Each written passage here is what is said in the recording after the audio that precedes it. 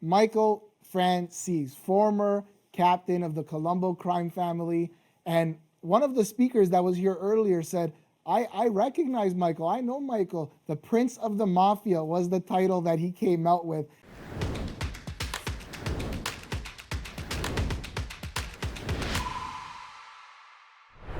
For those of you who don't know who you are and what you're all about, tell us a little bit about yourself. Well, thank you for that introduction. I appreciate it. Yeah, and the Prince of the Mafia was, I think, somebody in the media put that on me, because of my dad and that. But anyway, yeah, for those of you that don't know, I mean, I was a captain in the Colombo crime family, one of the 5 Cosa Nostra families in New York. My dad in the 1960s was the underboss of that family. So I kind of grew up in that life. My dad was a very high profile figure, kind of like the John Gotti of his day, always in front of law enforcement, always in front of the media. So I grew up in that environment. Originally, my dad didn't want this life for me. He wanted me to go to school, be a doctor. I was headed in that path when he got some serious trouble throughout the 1960s. Eventually ended up in prison on a 50-year prison sentence. He was indicted by the feds for masterminding a nationwide string of bank robberies, a crime that until this very moment, I believe my dad was innocent of.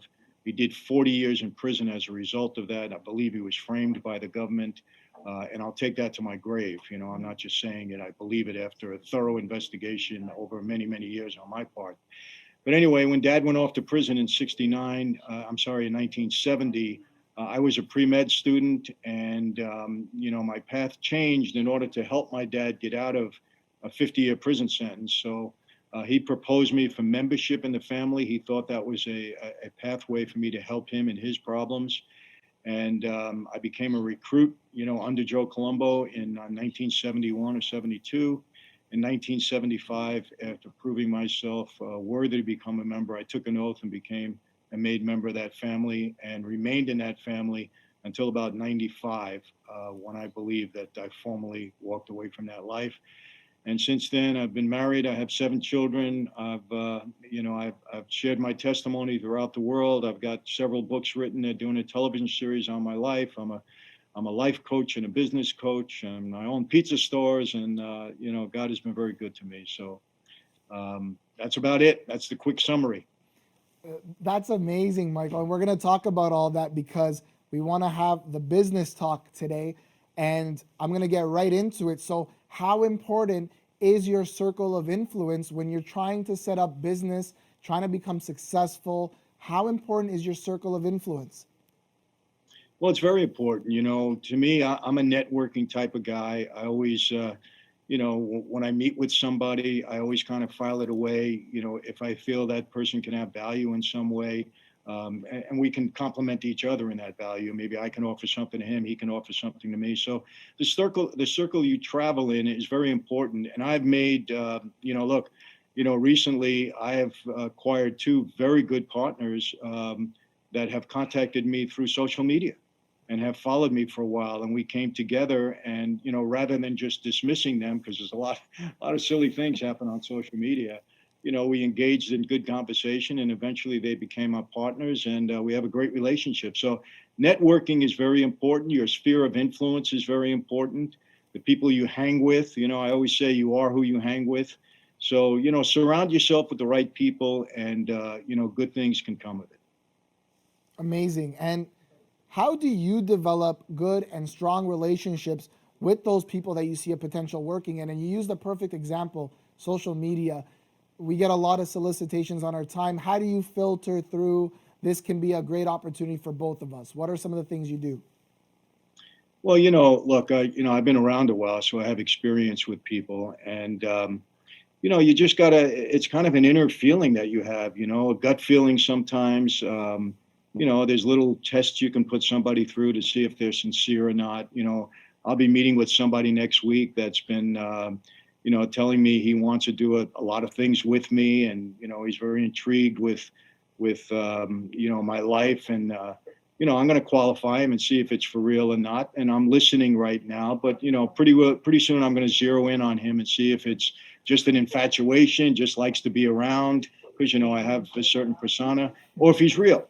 And again, it's a gut thing, and then you drill down and say, okay, it's time to kind of shut up and put up with our relationship. What's it going to be? Are we going to be just friends? Are we going to be business partners? How's it going to be? And sometimes it could be either one. Sometimes it could be both. So again, for me, it's all about experience now. And but I've kind of had that instinct pretty much my whole life. And I made some mistakes. Don't get me wrong. I've thought people qualified them in a certain way, and I've been wrong about them. Not too much lately, because I think there comes a time when you got to be a lot more right than wrong. As you get older. Yeah, that's amazing. And that whole gut feeling thing is so important. There's been times I went against my gut. It obviously didn't serve me. And then I went with my gut and it served me. So totally agree. And I know you're doing a great job because you're trusting us with these interviews as well. So I really appreciate your trust as well. Now, how do you end a relationship with somebody, but you don't want to burn the bridge with them? So for example, we were leaving our old company that we were working for. We didn't want to burn the bridge. I went about it a certain way. How would you recommend business owners, entrepreneurs, people that want to kind of cut ties with bad friends? How should you do that without burning the bridge? Well, that's good. You don't want to make enemies of people, in any way, for any reason. It's always better to cut ties differently, because you never know what's going to happen in the future. And it boils down to diplomacy. If you have a business relation with somebody and it's just not working out for you, it's best to go tell that person, listen, we have all the best of intentions, but this is not working, the way I need it to for my business. It's nothing personal. I just need it for my business. And it's always good to keep it that way, even if there is a personal feeling like, you know what, I'm just not comfortable with this guy at this point in time. Right. Today with social media, you got to be so careful, because you burn a bridge. Somebody gets on social media and they start making up all these stories with you, about you. And if you try to refute them, all it does is fuel the fire and keep it going. And all of a sudden you got a mess on your hands. I mean, you see what's happening with all this cancel culture and everything. Yeah. People are just saying things, and you get thrown off the internet. It's a lot more difficult to navigate today than it was before all the social media stuff. So, I just say, try to end things nicely. Just say, look, it's just not working out. I wish it would have, and I wanted it to, but it's not working. Maybe it can be in the future. Maybe it's on me. Maybe I have to go and tighten up my ship a little bit, get my act together a little bit better. Then we can do something again in the future. It's always best to try to leave it off, diplomatically. Yeah, and I got a lot of points from that, in that transparency, be upfront, be straight up about it, and assume responsibility as well if you have to, but keep the peace. Keep the peace. That's the most important thing. So I look at the mob as an enterprise, and I want to ask you, how did you survive that form of enterprise when you were in that life?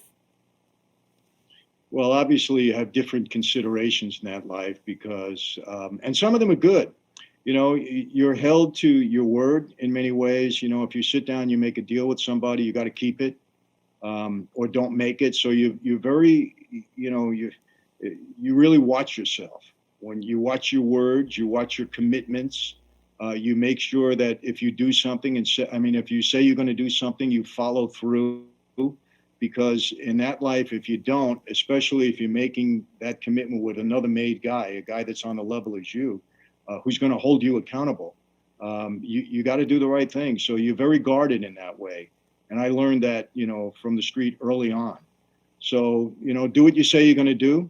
Don't overpromise and underdeliver. That's really important. Don't overpromise and underdeliver. That's something even in your normal business world. You don't do that.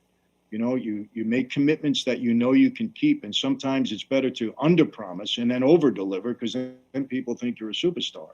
So again, keep your word. Don't make commitments you can't keep. Don't overpromise and underdeliver. Amazing advice. That's what we train our staff to do. If we could get something done tomorrow, we will, but we'll let the person know maybe by the end of the day, in a couple of days, just to kind of create that opportunity to overpromise, but I believe over delivering as well. So I love that. Now, so follow up. I could add to this, and this is it's so minuscule. It might be so minute, but it's so important. We have this pizza franchise now. We just opened it up recently, and my daughter is kind of the manager, and she's up front serving the pizza. And, she's very outgoing and she cares about people. And, if the people have to wait 20 minutes, she feels bad that they're waiting 20 minutes. And I said, well, wait a minute, honey, this is made to order. It's great pizza. Just tell them up front it's going to take 20 minutes. Don't tell them it's going to take 10 and then it takes 10 more minutes, because then they might be upset. So just tell them up front. I mean, it sounds so silly, but you'll be surprised, how much better it is for people when they know how long they got to wait. That's it. Okay, I got to wait 20 minutes. I want it. So even as little as that, because if you start turning customers away, turning them off because, hey, he said 10 minutes and now it took 20 or 25, they get upset with that. And then even the taste of the pizza may not be as good because they already have a bad taste in their head. So even little things like that are important in business. Yeah, I agree. And we're going to talk about Slices LA shortly. So I don't want to give too much away about that. But 20 minutes ain't bad for an awesome slice of pizza, real authentic pizza. We wait 45 minutes for a brand name, type of pizza that's kind of just cookie cutter. So that's not bad. I can't wait to try it. But follow up, specifically with respects to the mob, how did you manage to survive when you made the decision to walk away? Because it's similar to people when they leave a company they've been with for a long time, or a particular job or position, and they have that fear of what if things don't go right? What was going on in your head, and how did you survive that? Well, there's two answers to that. The overall answer is I believe God had a different plan and a purpose for my life, and that's been made crystal clear to me over the past 20 some odd years. But, there's also that, God doesn't throw you in the fire without preparing you. So remember, I spent 25 years on the street. I knew intimately well what these guys would do and what they wouldn't do when I walked away from that life. So as a result of that, I was able to protect myself. Now, one of the horrors of that life, my friend, is that you make a mistake, you get walked into a room by your best friend, you don't walk out again. And unfortunately, I've seen that in my life. So when I walked away, I said, they're not going to walk me into a room. They're going to have to work to get me. I moved cross country because I knew I couldn't stay in New York. It's just too volatile a place, and I'm too well known. There's too many guys there. I moved across the country. I changed my entire lifestyle, meaning I didn't hang out in bars and clubs where I'm fairly well known, and I know other guys, know who I am, and maybe they want to make a name for themselves, make a call to New York, and I got problems. I didn't walk my dog at the same time every morning to create a pattern in my life. I didn't go to the same restaurant every Tuesday night, create these patterns where people were looking for me, and my experience tells me that that's what they do. They could find me. So, I was very disciplined in that regard, and I stayed away. I didn't let anybody, lure me into a trap. And over a period of time, I just outlasted everybody. I mean, guys had their own problems, their own troubles.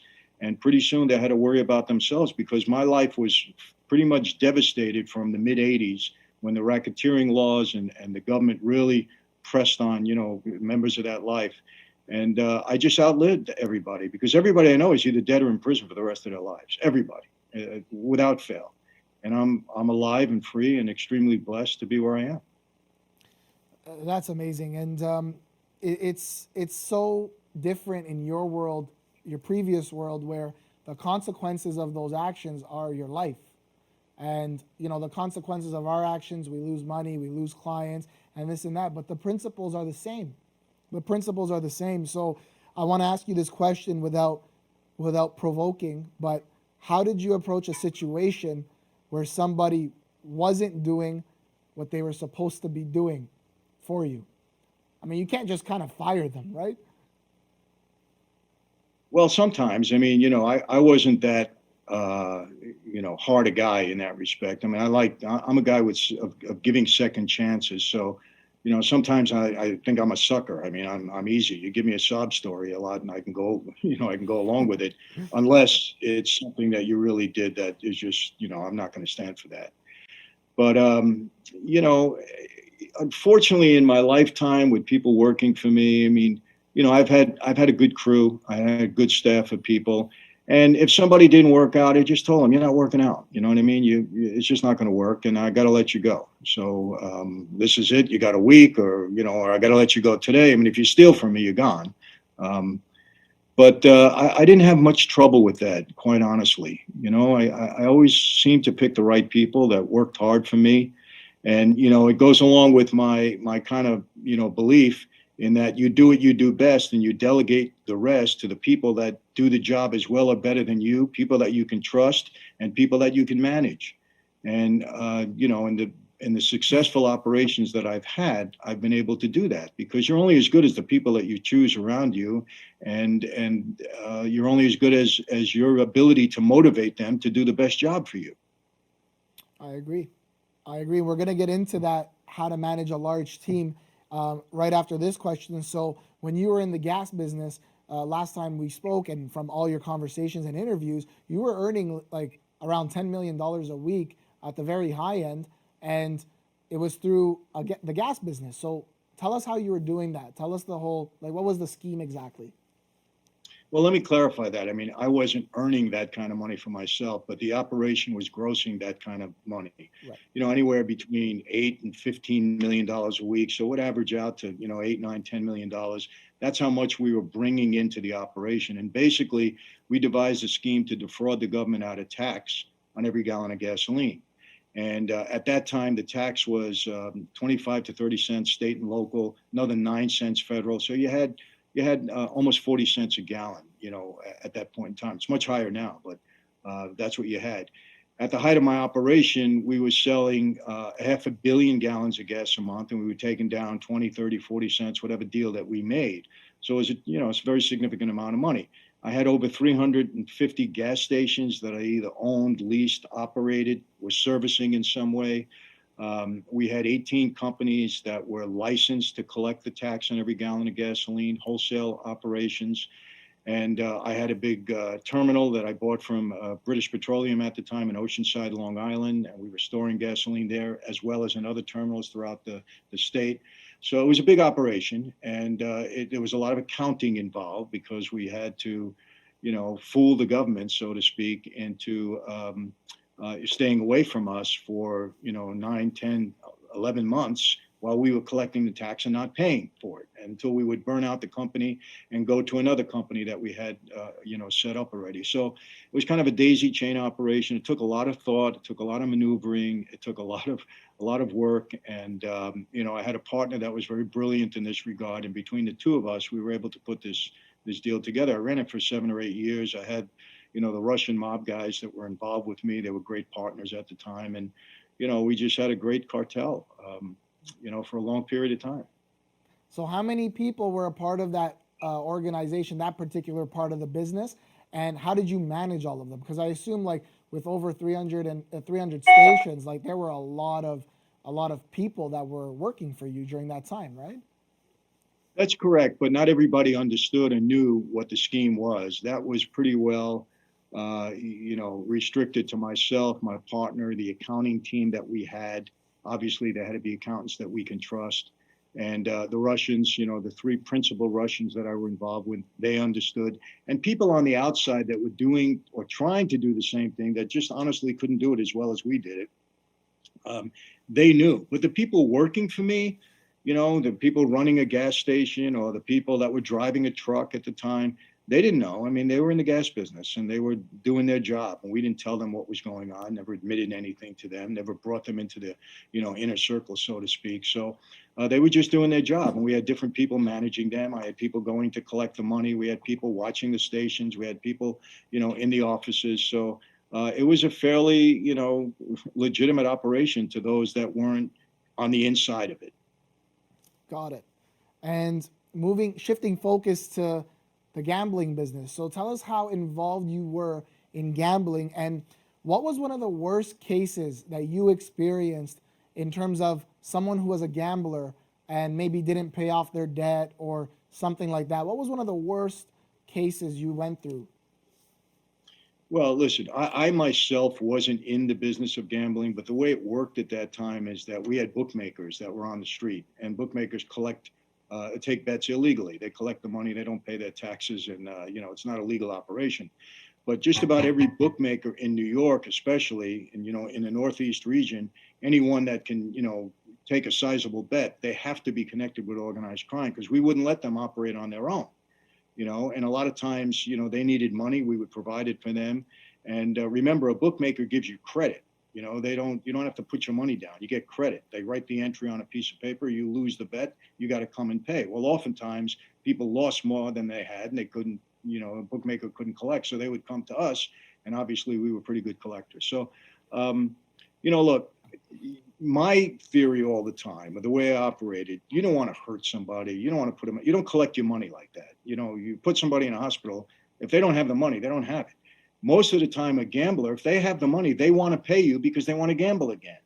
So if somebody doesn't have the money, what's the sense of putting them in the hospital or breaking their legs like we hear all the time? That doesn't happen all the time. The only time that happens if somebody's making a total fool out of you. If they're gambling with you, saying they don't have the money, then they go to the bookmaker across the town and they start putting money down with him. And, if it gets to where this guy, he just is not going to learn his lesson, then it could be a problem for him.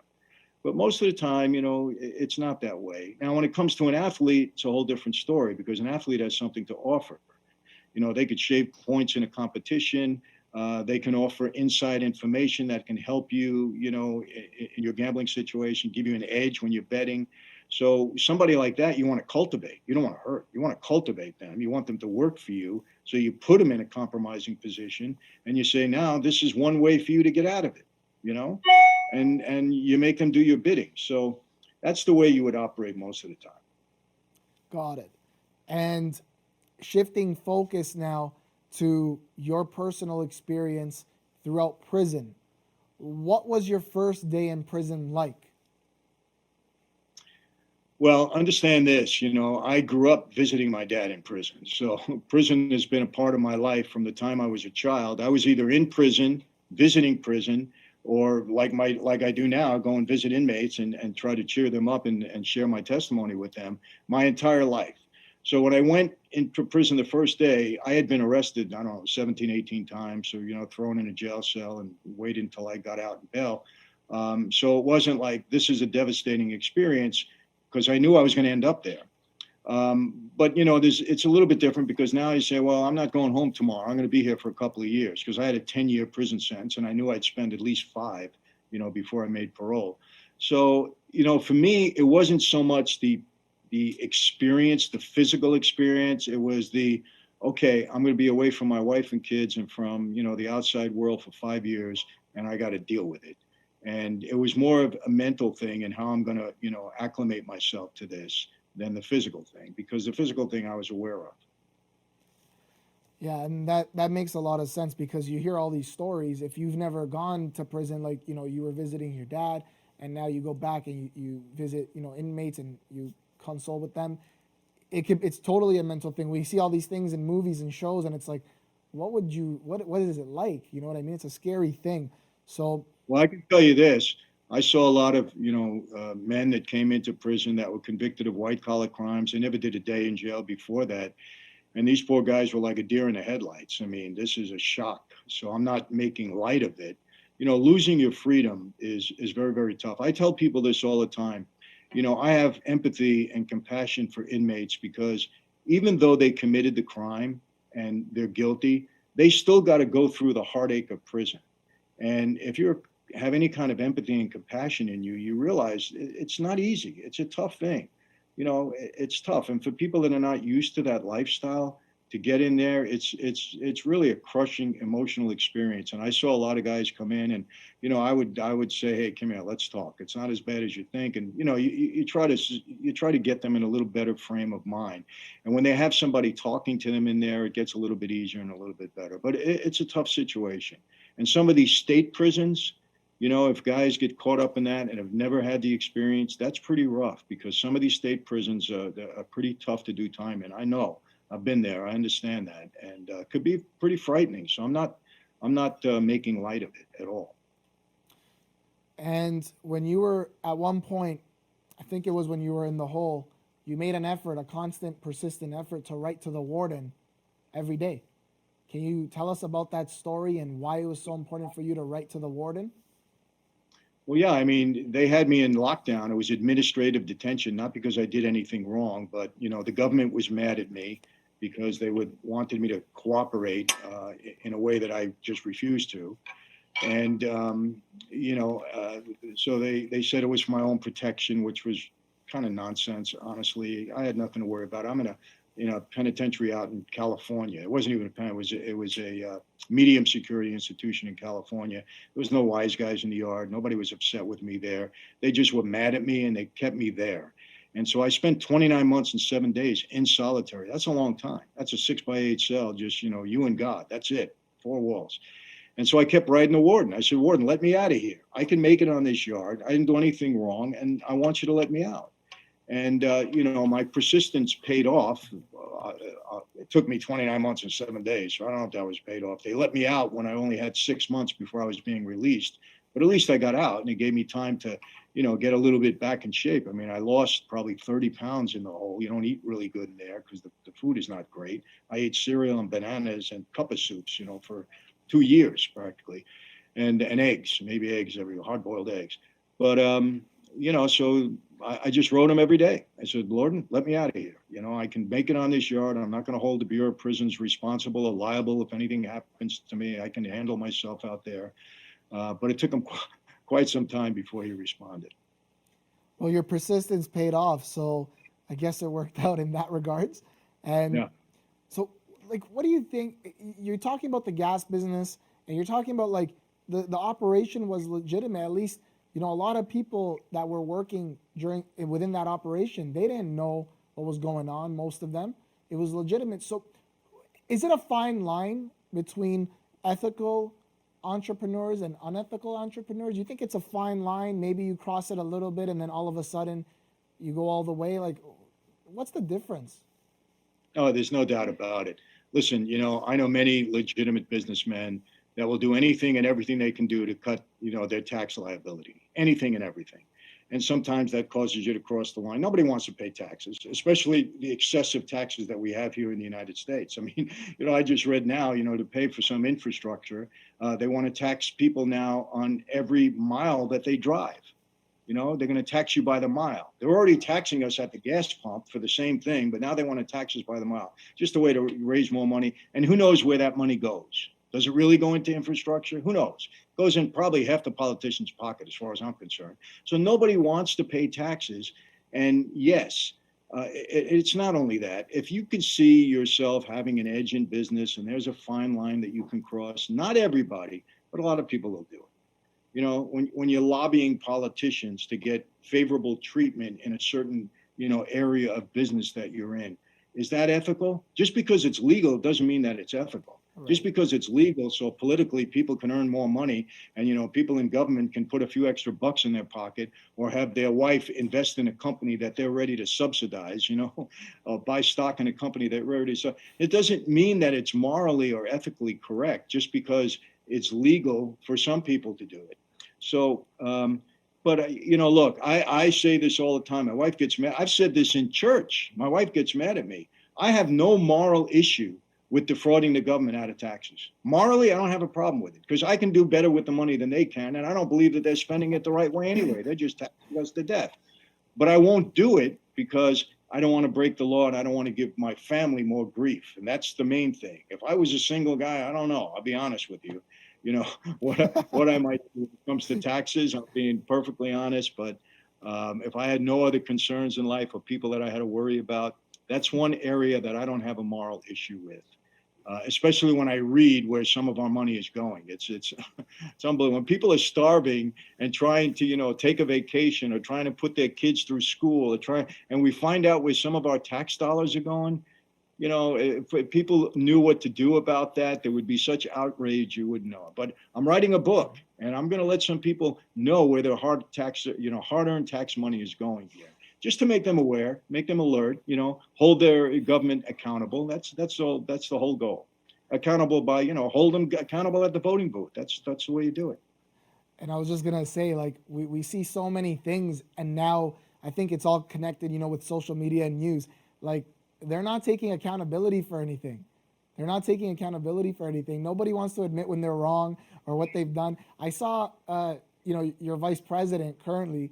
She landed in Florida, and I think she tweeted saying, "Florida, I've arrived here to help." And then people started commenting saying, "Why don't you go look at your state in California?"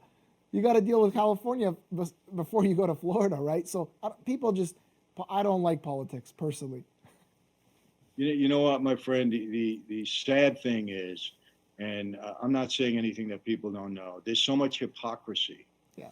And unfortunately, we as a society now, when our politicians lie to us almost on a daily basis, we chalk it off, well, everybody lies in politics. Meanwhile, they don't realize how devastating those lies are to us and how deceitfulness, compromises our lifestyle so much. So, people, we need to hold our government. You wouldn't accept that from your partner. You wouldn't accept it from your friend. You wouldn't accept it from your children. But we accept it from politicians who are in a position to hurt us by their lies. And they do. And it does no skin off of their nose. They live in their same houses. They got all the perks. They got everything they need to get. But they're doing a lot of damage for people that have put their trust and their votes, towards them. So it's sad in that regard. I don't know, if it's ever going to change, but that's the reality of it. So maybe you could send me a signed copy of that book once it's ready. Oh, for sure, and it's going to be eye opening. I guarantee it. Thank you. I want to switch over to a name many of us recognize, John Gotti.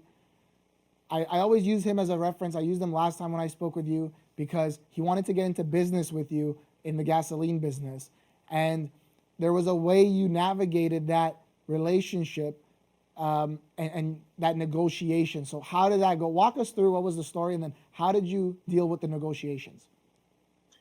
Yeah, to make a very long story short, and then recently there's been some other silly stuff talked about, John Gotti and me, and I don't know, something to do with the Godfather, silly stuff. But anyway, people just, on social media, they just make up things out of thin air and then just post it there and hope that people watch it. But, John was, look, I'm not saying anything out of school. He was an egotistical, narcissistic kind of guy, and he could never lose anything. In John's eyes, he could never lose. So in this flea market that we were both involved in, or I was really involved in, and he got involved later on and said he was involved, I knew that we couldn't work together. We just couldn't. It wasn't, the guy that he represented was a bad guy. He was a drug addict.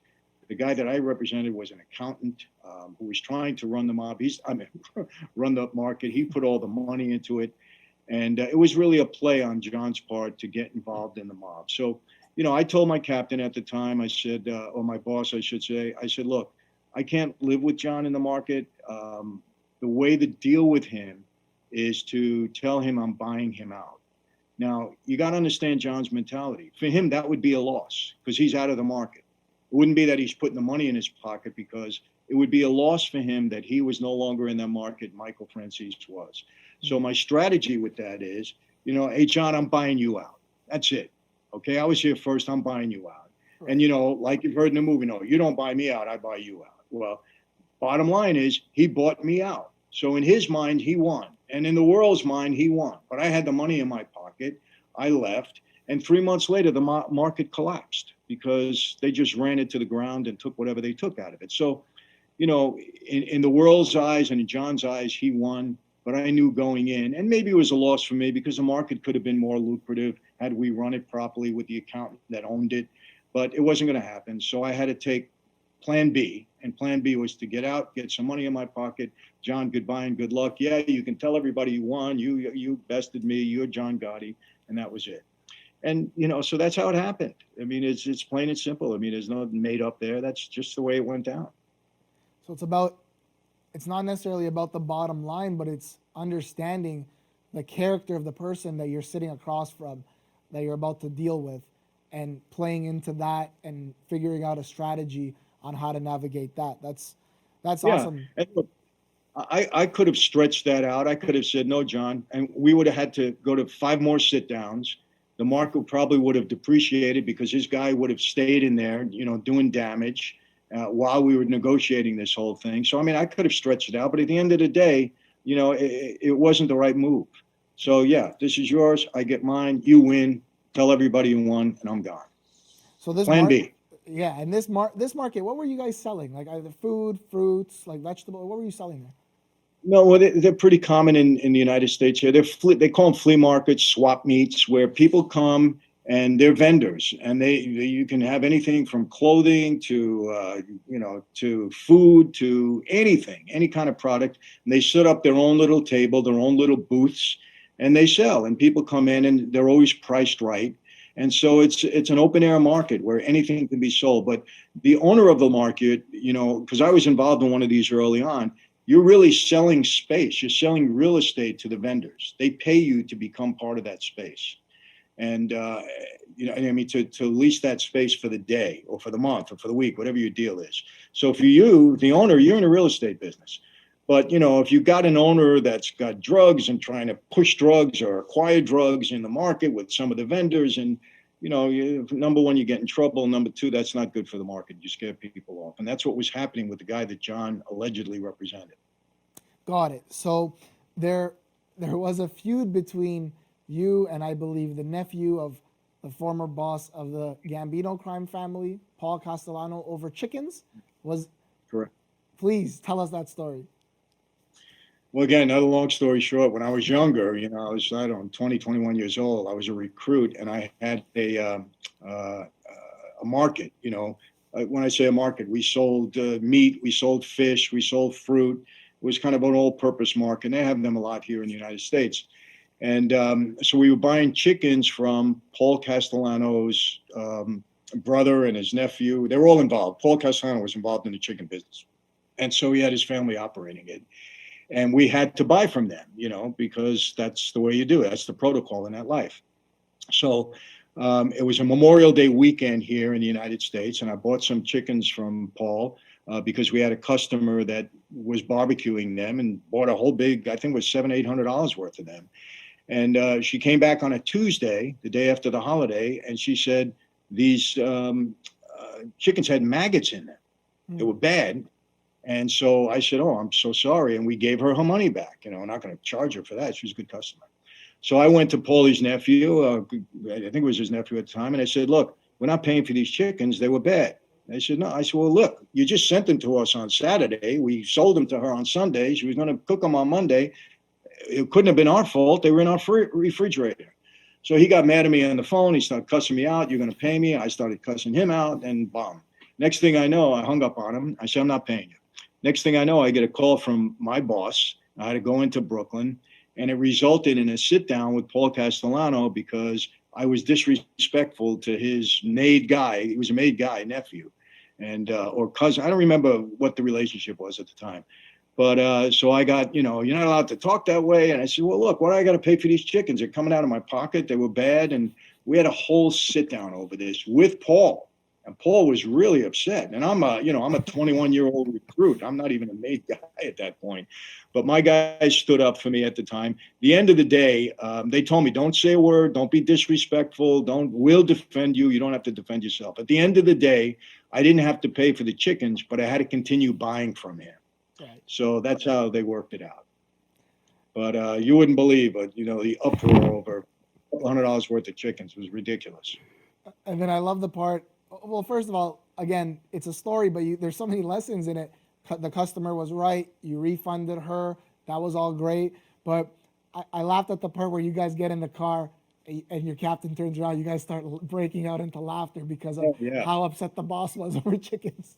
Well, yeah, after it was over, when we got back, and this was very serious. You got to understand, Paul was a serious guy. And I almost think he wanted to hurt me over this because I was disrespectful to his guy on the phone, and after it was settled, because my guys like me, they weren't going to let that happen. They got in the car and they busted out laughing. They said, "I cannot believe, Michael, over the chickens, how mad this guy got." And, just to show you how petty it was. And so I got relieved them because I thought they were going to give me hell when we got in the car. But they laughed about it. We all did. And he said, "You got a lesson learned here. Be careful who you're talking to on the other end of the phone. Don't be disrespectful no matter what. You're better off hanging up on him than being disrespectful. Know who you're talking to on the other end." And they said, "What if the phone was bugged? What if it was a cop? What if it was, they gave me that lesson." And you know what? I never forgot it. I said, "You're right. I'm going to be very careful." There were times when I probably wasn't, but for the most part, I was pretty careful. I never got caught on a wiretap saying anything wrong, anything out of the way that could have put me in trouble. Not one time in my whole career in that life. Yeah, that's I had something interesting happen to me around that age as well when I first got into real estate, and then my former boss of the brokerage sat me down. You can't talk like that. You know this is the way you should have went about it. So lesson learned, right? Lesson learned. Um, Absolutely. Thankfully, I wasn't dealing with Paul Castellano though. Yeah. Um, you talked about it earlier, the street smarts and how important that is. So how important are street smarts in legitimate business? Well, I think street smarts, you learn how to read people. And I think that could possibly be the biggest asset that you have. Because you are on your guard a lot with people on the street, you kind of focus more on personality, and you kind of look, a little bit deeper into someone. And you've met everybody. When you're as active as I was, I've seen every trick in the book, and I know every kind of play. And if I'm paying attention, it's pretty hard to get something over on me if I'm paying attention. Now, there's times, maybe I'm not as, I don't have to be as much today, but back in the day, I was very, aware of who I was talking to, what their motivation was, what their personality was. And so that's really an asset when you're reading people. It's an asset in negotiation, in the real world, in business. Having knowledge of the situation, because when you went into a sit down and you were negotiating something, you had to know who you were dealing with. You had to know the situation. You had to have a plan in mind. You had to have an exit strategy in mind. You had to know how to trip somebody up if they said the wrong thing. And you had to become good at this if you wanted to win arguments, and then if you wanted to, come out on top. And I had to sit down so often over the gas business because everybody wanted to get involved. Everybody wanted a piece of it. And my biggest job was keeping people out of it. Because on the street, the more people involved, the less money you're going to make and the more chance of it blowing up, especially if it's an illegal enterprise. So you want to keep it quiet. You want to keep people out of it. You want to keep them away. But, the money was so significant that everybody wanted to get involved. All 5 families were always interested in it. And, it was a job keeping them at arm's length. Got it. And a follow up to that, based on what you just said with the sit downs and keeping people out of it.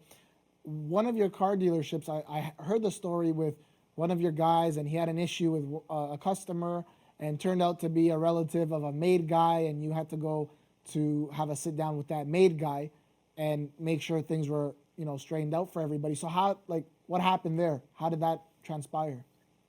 Well, yeah, basically, one of my car salesmen got into an argument with the brother-in-law of a made guy over a car that the brother-in-law claimed we sold him a lemon, and my guy took offense to that, and they had a big argument in the parking lot of the dealership. And the brother-in-law mentioned his brother-in-law. My brother-in-law Mario is a made guy, and he's not going to stand for this, and you shouldn't be treating me like this. And my guy said, well, F your brother-in-law. I don't care who he is. We didn't sell you a lemon. Get out of here. And so those words, crossed one another. And Mario heard about it and sent for me and wanted to hurt. I mean, this is how crazy this life could be, with this, sometimes respect is taken to the nth degree. And we had a big sit down over this because he wanted to hurt my dealer, my salesman rather, who was a good friend of mine. He was one of my guys. Great salesman, by the way. And I had a 3-hour sit down over this where he threatened to put my guy in a hospital. And I said, well, I'm going to put your guy in a hospital. I mean, if you're going to hurt my guy, I'm going to hurt yours. That's how it's going to go. So what are we accomplishing?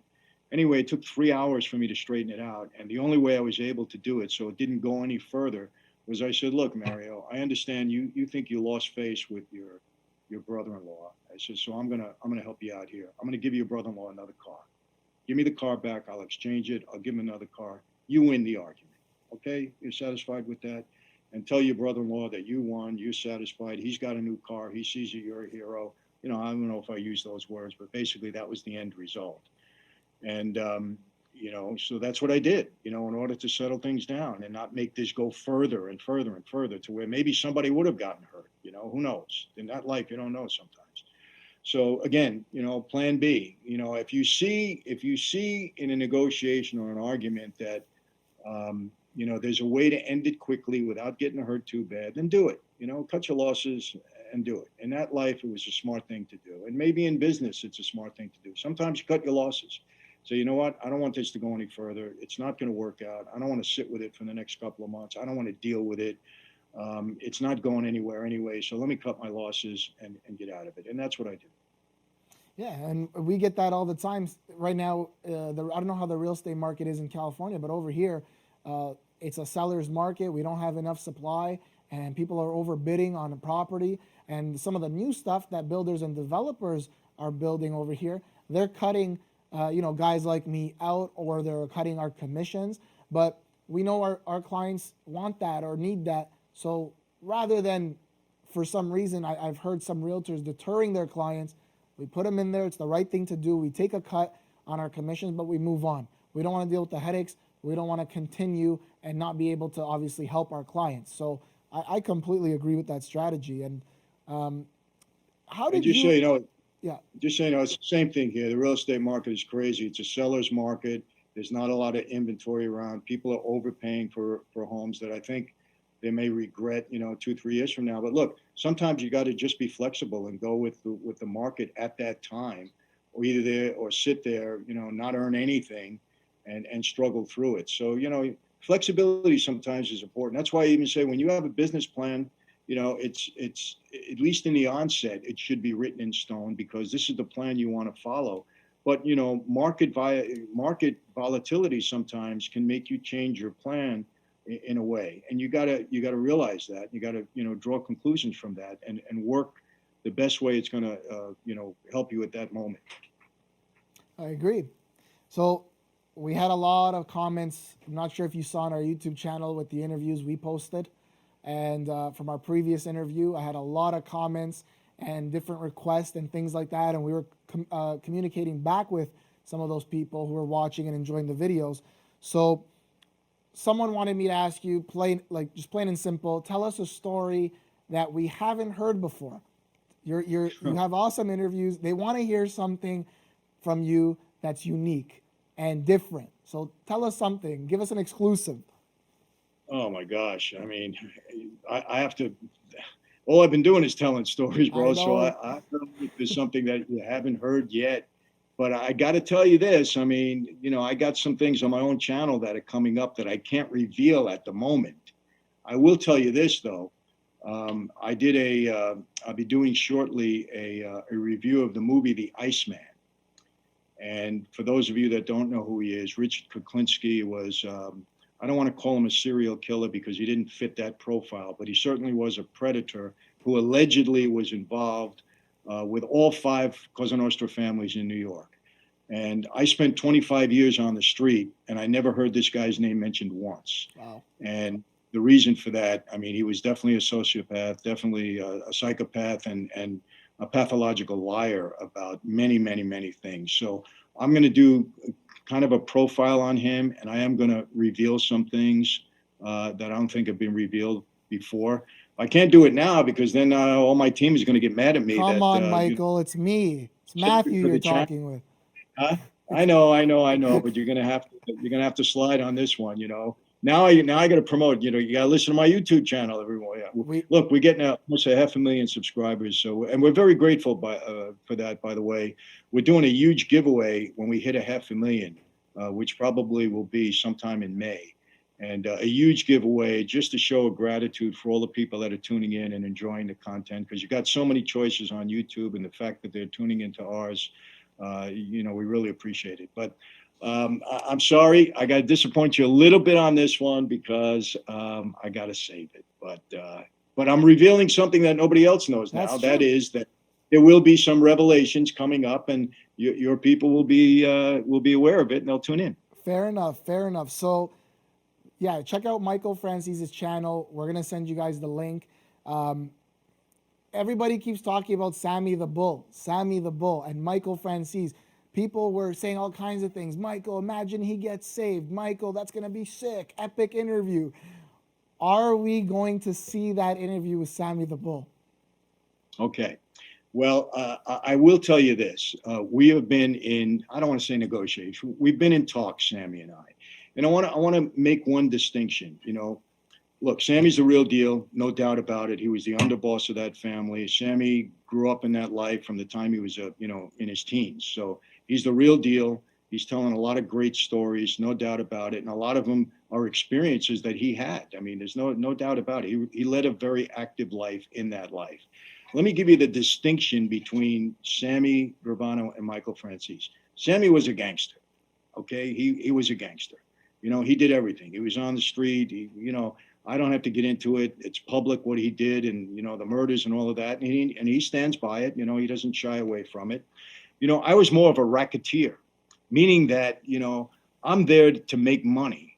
I'm there to support the lifestyle of the mob because, my friend, without money, that life doesn't exist. And I've said this all the time. You know who contributed greatly to the rise of Cosa Nostra in America? The government, by creating prohibition.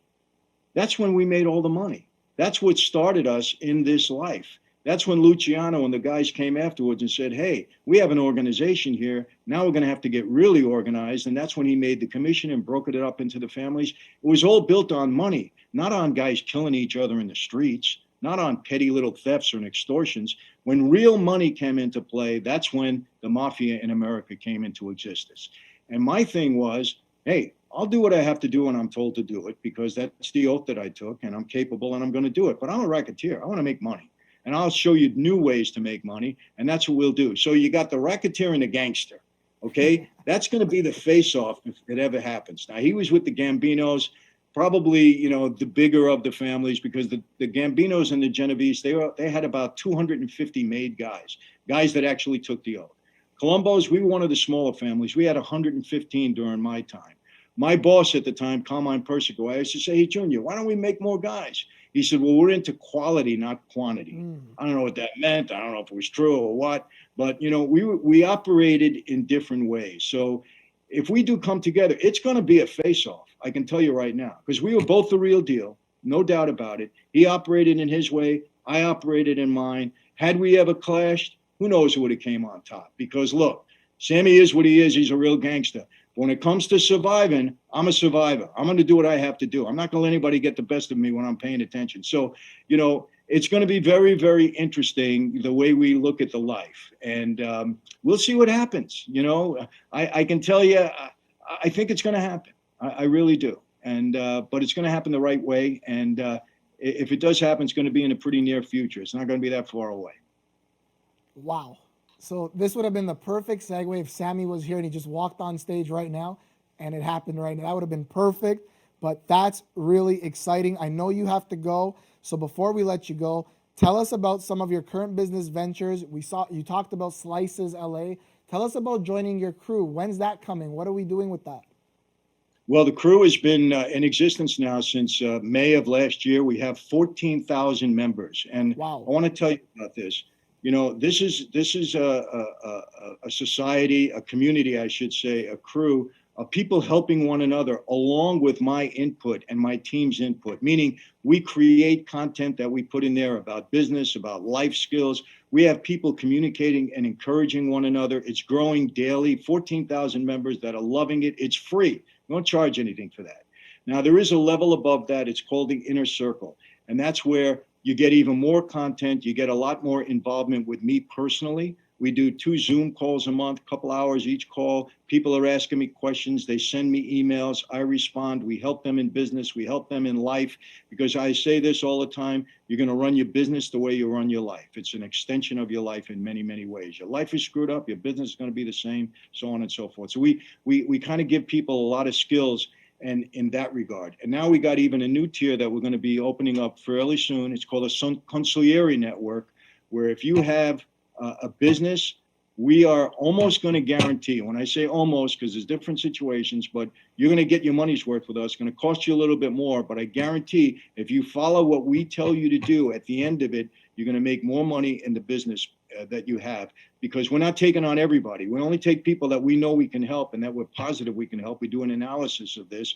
You're going to stay with us a couple of months. You're going to get your money's worth, and you're going to be in a lot better shape financially in your business. So that's what we have going. And next thing, I'm writing a book, Mafia Democracy. Is going to be out over the summer, and it's going to show people in the United States and maybe around the world, because my books make their way around the world, how our government is operating under a Machiavellian ideology, which was the ideology that we developed, or that we enveloped, I should say, as mobsters in Cosa Nostra.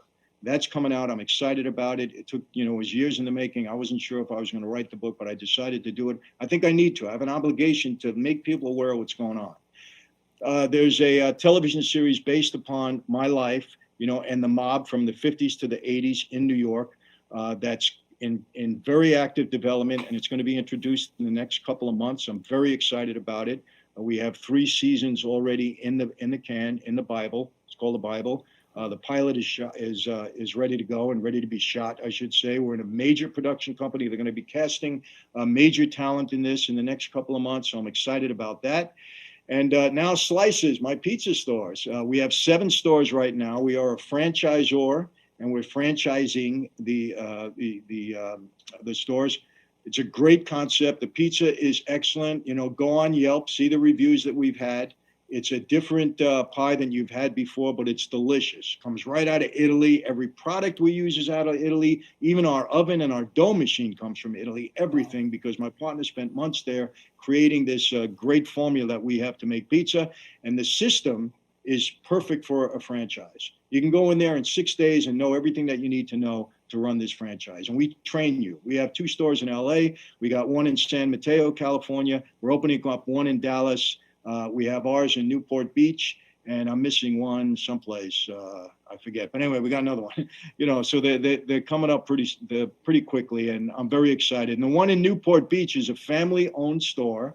My son runs it. My daughter's the manager. My wife spends a lot of time there. I get there as frequently as I could. And a lot of people have come in to visit with me, and they've all loved the pizza. So that's kind of the wrap up. And I have to say this because I don't want anybody listening to think that I've forgotten this. My major focus in life is my ministry. And unfortunately, I had 42 dates, church dates and ministry dates that were postponed last year due to COVID. And they're starting to come up again. I will never compromise the ministry or not follow through with it. God has given me this opportunity, and that's what I will continue to do until my time is up. But so that kind of covers it. I don't know what else to say. I thank you for giving me that much time to tell everybody what's going on. It's our pleasure, Michael, and thank you for being generous with your time with us. I know you're very selective, and I appreciate you wanting to do this with us. If you need anything in Canada and Toronto real estate related, you know who to call for that, and I'll be happy to help. That Slices LA sounds very interesting. I think Toronto and Vaughan, which is predominantly Italian places in Vaughan, they could use a place like that, a legitimate pizza joint. Let me know. Well, we're prepared to, to franchise around the world. So we're actually selling territories now. We have somebody in Australia that's very interested, and another one in the United Kingdom. So if you know of anybody, put them in touch with us. We'll work out a deal because it's got to be good for everybody, yourself included. And I choose to go on with you because you're a good guy and you're very sincere. You're smart. I like the way you're doing things. And anytime, that we can do something together, you just let me know. And I love Canada, by the way. I spent a lot of time in Vancouver. I love that town, but I've been all over Canada. Toronto, they got a lot of Italians there. Some of my family come from there, but the only problem I have with Canada is you always give me a hard time getting in, Once I cross the border, it's okay. Man, they give me a tough time because of my record, which is old, but we always get in, so it works out. Well, I think it goes back to your former boss. We like quality, Yes. not quantity. Michael, thank you so much. God bless. Have a great weekend, and hopefully we'll see you soon. Thank you, my friend. Appreciate that. Same to you, my friend. God bless. Thank you.